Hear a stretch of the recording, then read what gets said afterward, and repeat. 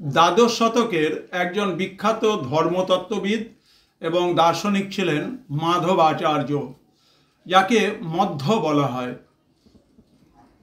আনুমানিক 1199 থেকে 1278 খ্রিস্টাব্দ, 1199 থেকে 1278 খ্রিস্টাব্দ এই সময়সীমা মাধবাচার্যের।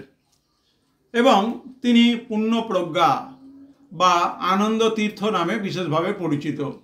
তার মতবাদ দ্বৈতবাদ নামে পরিচিত।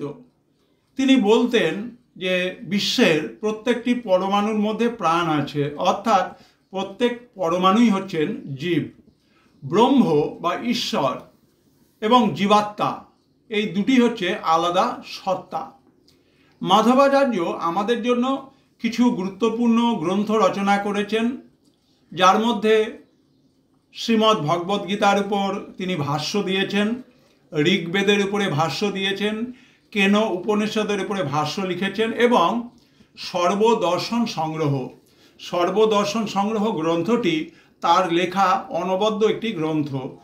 তার 4 জন শিষ্য ছিলেন: পদ্মনাভ তীর্থ, মাধব তীর্থ, নরহরি তীর্থ এবং অক্ষব তীর্থ।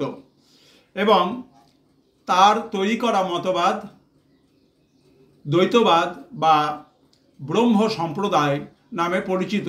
তার তৈরি করা অনুগামীদের বলা হয় ব্রহ্ম সম্প্রদায়।